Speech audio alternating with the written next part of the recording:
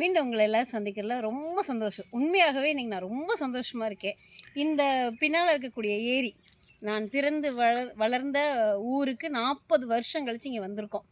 இங்கே வந்ததில் ரொம்ப சந்தோஷம். இங்கே வந்தோடனே எனக்கு ஒரு நிறைய பழைய நினைவுகள்லாம் வருது. அப்போ ஒரு கதை ஒன்று ஞாபகத்துக்கு வருது. இதற்கு முந்தின கல்வி திட்டத்தில் துணைப்பாடத்தில் ஒரு கதை ஒன்று இருந்தது. அதில் வந்து ஒரு குள்ளமான இருக்கிற மனுஷன், அவருடைய பேர் இலின் கிரண் அப்படின்னு சொல்லிட்டு, அவரை பற்றின ஒரு கதை. அவர் வந்து ரோட்டில் பிச்சை எடுத்துகிட்டு இருப்பார்.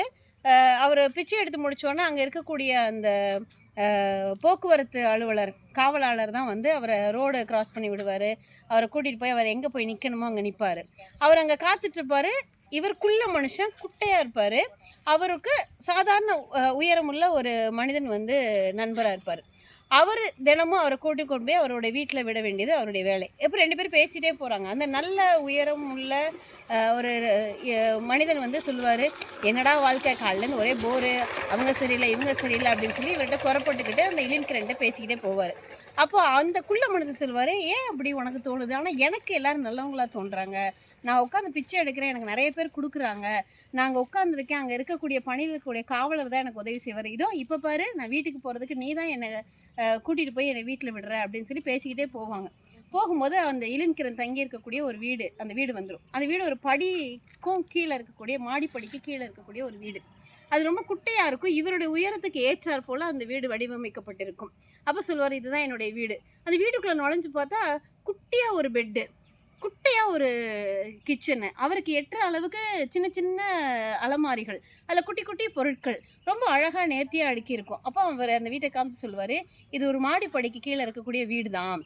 இந்த வீட்டை நான் வாடகைக்கு கேட்கும்போது இந்த வீட்டினுடைய முதலாளி வந்து என்னால் வாடகை கொடுக்க முடியுமா என்னமோன்னு சொல்லி கேட்டார். அப்போ நான் சொன்னேன், நீங்கள் சொல்கிற அளவுக்கு என்னால் வாடகை கொடுக்க முடியவில்லை என்றாலும் என்னால் முடிகிற இந்த தொகையை தருவேன் அப்படின்னு சொன்னேன். உடனே அந்த வீட்டினுடைய முதலாளி சொன்னார், சரி பரவாயில்ல, நீ எவ்வளோ கொடுக்க முடியுமோ அதை கொடு, ஆனால் சரியான தேதிக்கு கொடுத்துடணும் அப்படின்னு சொன்னார்.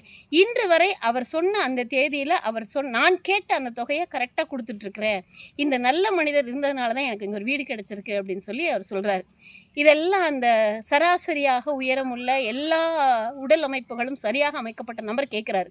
அப்போ அவருக்கு தோணுது, நான் எல்லாமே நல்லா இருக்குது, எனக்கு எல்லாமே நல்லா இருக்குது, ஆனால் நான் எல்லாத்த பற்றி குறை சொல்லிகிட்டு இருக்கேன். ஆனால் இவன் உயரம் சரியில்லை, சரியான வேலை இல்லை, ஆனால் இவன் பார்க்குறது எல்லாமே நல்லதாக தெரியுது அப்படின்னு ஒரு மனசுக்குள்ளே ஓடுது.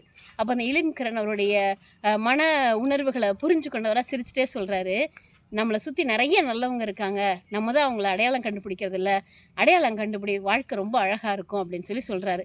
அப்படின்ட்டு தன்னுடைய வீட்டினுடைய விளக்கு வெளிச்சத்தை, அந்த கதை இப்படியாக முடியும். இலின்கிரன் போட்ட விளக்கின் வெளிச்சம் அந்த மனிதர் போகும் வரை அவருக்கு வழிகாட்டியதுன்னு புரிஞ்சிருக்குன்னு நினைக்கிறேன். அப்படிதாங்க நாங்களும் இந்த ஊரில் யாருமே இல்லாமல் எங்களுடைய குடும்பம் மட்டுமே இருக்கும்போது, சொந்த பந்தங்கள் இல்லாத உறவில் நிறைய நல்லவர்கள் எங்களை சுற்றி இருந்தாங்க. நாங்கள் இங்கேருந்து வளர்ந்து வந்தோம்.